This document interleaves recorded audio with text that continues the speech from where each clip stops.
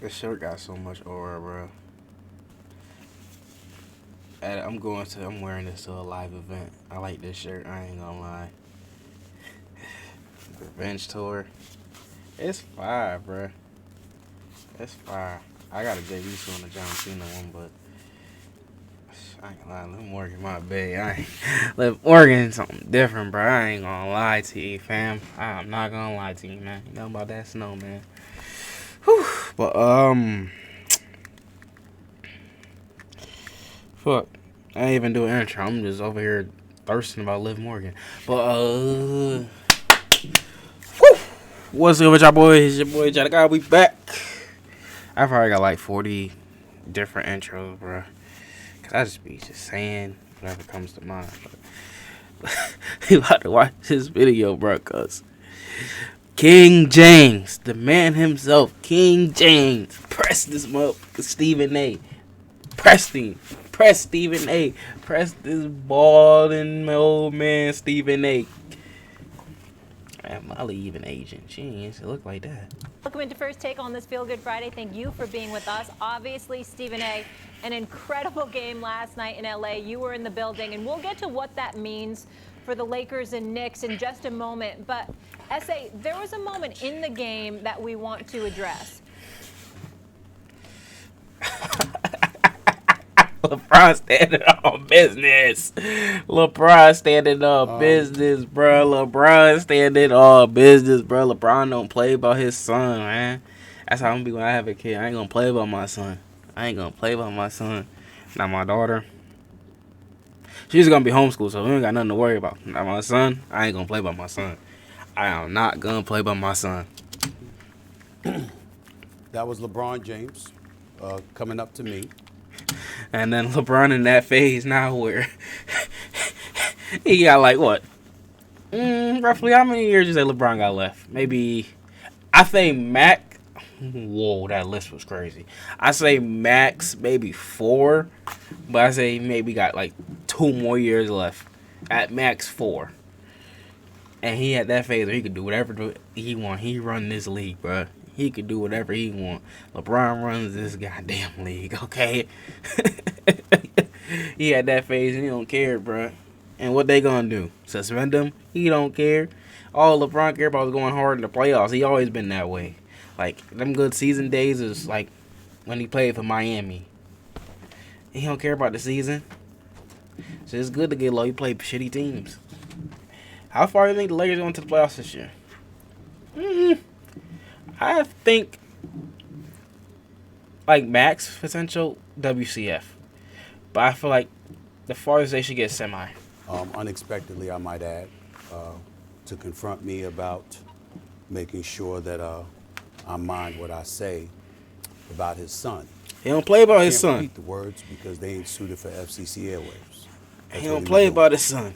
He don't play about his son, bro. And I thought long and hard about this over the last few hours because I had no intentions, Molly, of talking about this at all. Yeah. And the reason why is because it was a one-on-one. Oh yeah, you're stuck. You're media. You that puppet. You that puppet. Even if that's not, can't even speak. Even that's not how he feels. Them people, ESPN is like this to Stephen A. Make sure you talk about LeBron. Make sure you talk about his son. Make sure you talk about him. I don't know how they got rid of Skip because he would have been perfect. I'm surprised if Skip was out there, LeBron probably would have drop kicked his ass. It's probably good that Skip wasn't out there and it was just Stephen A. I wouldn't say a conversation, but it was a one-on-one confrontation. Yeah, LeBron stood on business. Up and everybody from ESPN. LeBron stood on business. LeBron LeBron stood on business, bro. So ultimately, LeBron stood on business, bro. I have to discuss it. LeBron stood on business. LeBron stood on business. LeBron stood on business. I'm sorry. We effed up in the crib. That's why y'all gotta grow me, bro. And once I grow, bro, you don't gotta deal with this no more, bro. That wasn't a basketball player confronting me. That was a parent. That was a father. And yeah, King James know how to switch it up. He know how to be basketball player on the court. dad off the court. He gonna play for his son. I'm surprised he ain't really people use his authority hammer and Bronny not starting. I'm surprised. To be honest, I'm surprised.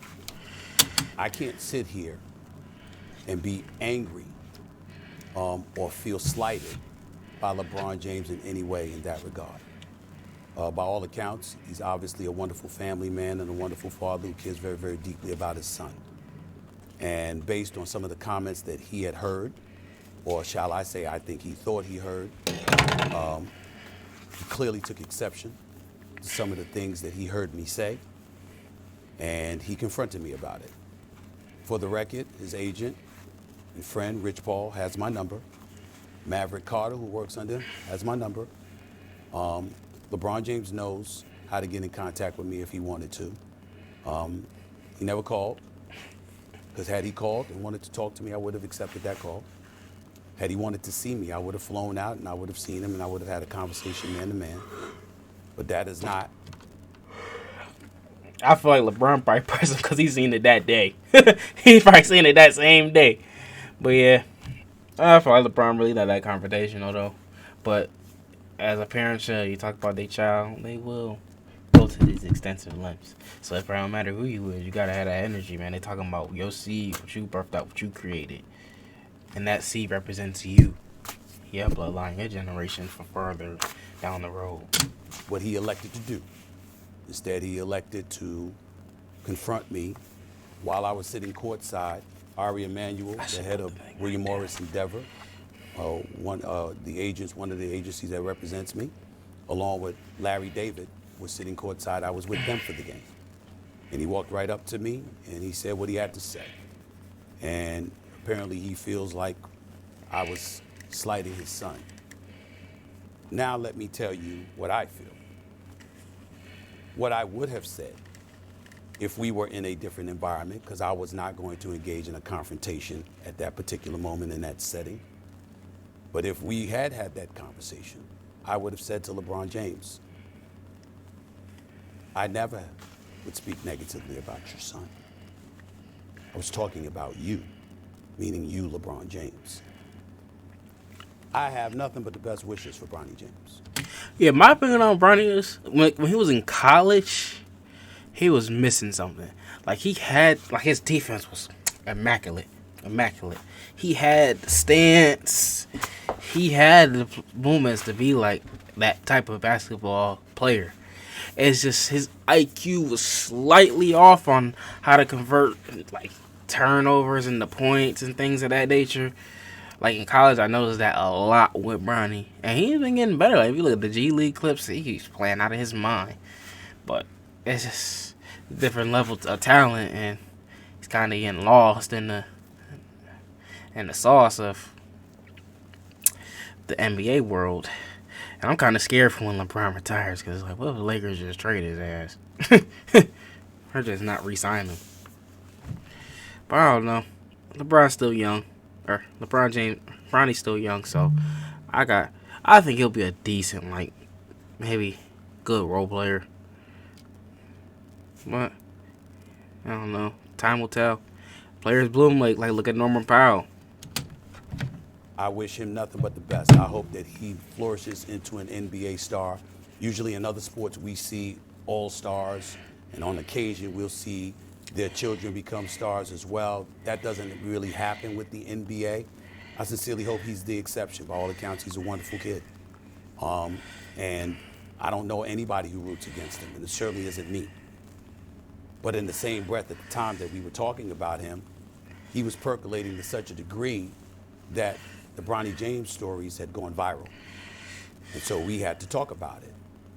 And when I said the things that I said, I wasn't talking about Bronny James because my attitude is he's a rookie. It's going to take some time for him to get himself together. He'll be just fine, especially with J.J. Redick and the staff coaching him. I was talking about the position that he was put in by his dad, because LeBron James has been on the record, and he has said, and I'll read the quote here. There was a quote that he gave in February of 2024. The work and results will ultimately do talking, no matter what decides. If y'all don't know, he doesn't care what mock drafts say. He just works, earned, not given, etc., etc. But he also had said, I think I just won my taxes. Oh, yeah? You two going for clips, bro. This shit is annoying. 1-2 step in the box, get jiggy. 1-2 step in the box, get jiggy. his son could play on the Lakers right now, and he was better than half the dudes in the NBA. In the aftermath of all of that, he instructed everybody before the draft that y'all want me, draft Bronny. Wherever Bronny is at, that's where I'll be. I'll do whatever it takes to play with my son for a year. It's not about the money at that point. My point And the Lakers months drafted. ago was that because of who you are, one of the top 2 players in the history of basketball, in my estimation, there's an immense amount of pressure that comes with that Yeah. for his son.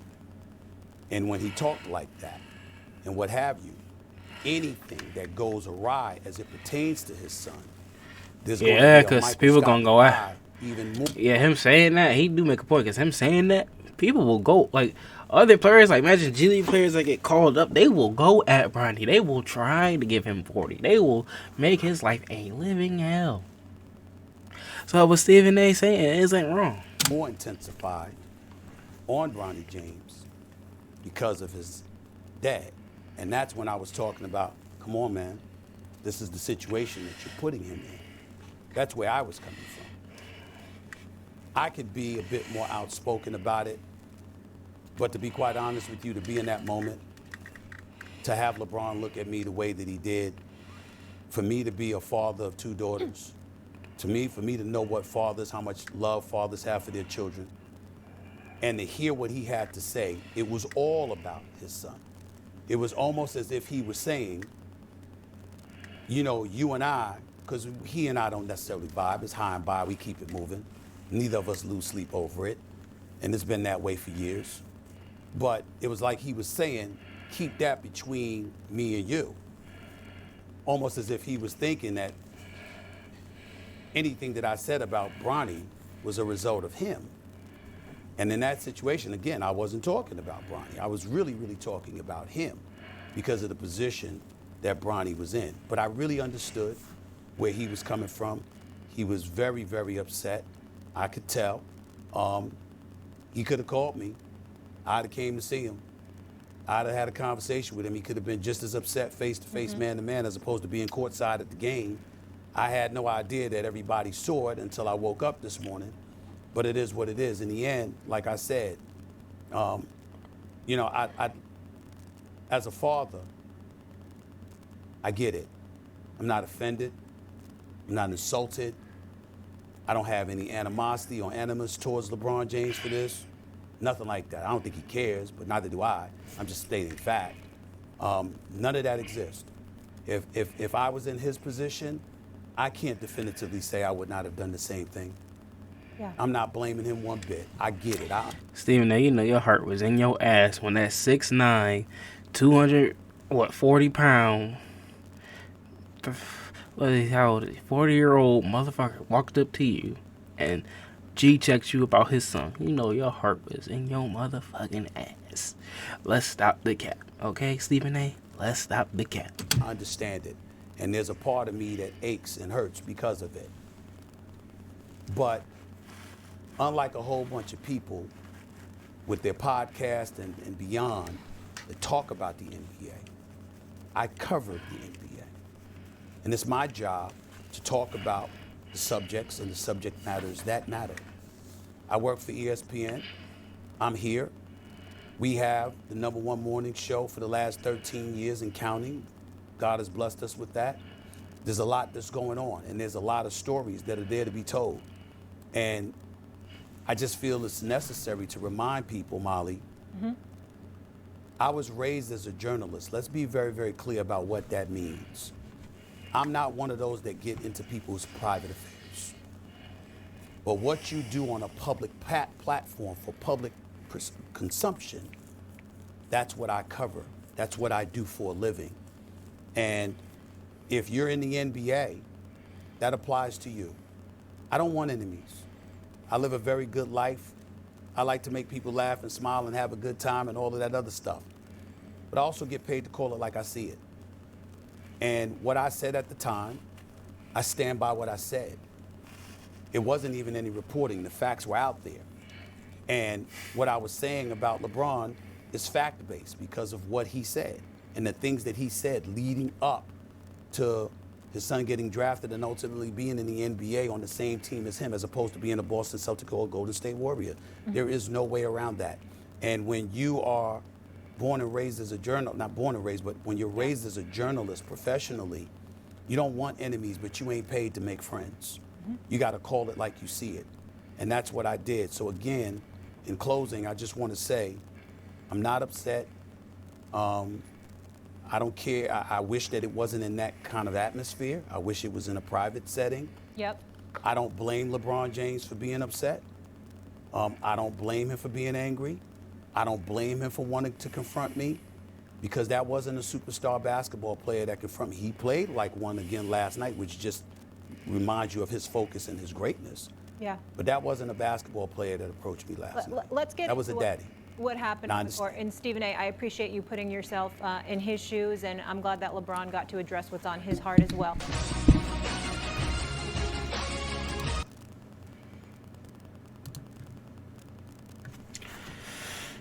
Yeah, I mean, there's no wrong in this story. Stephen A. just doing his job, and LeBron defending his son.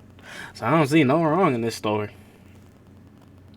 As long as, like, Bronny wasn't blatantly getting disrespected, all that matters is that they get paid bills to do what they do. Shit, I wish I got paid, man, to do what Stephen A. do. But hey, man, just gotta wait your turn. Opportunity comes. With that being said, man, I'm out. Appreciate y'all.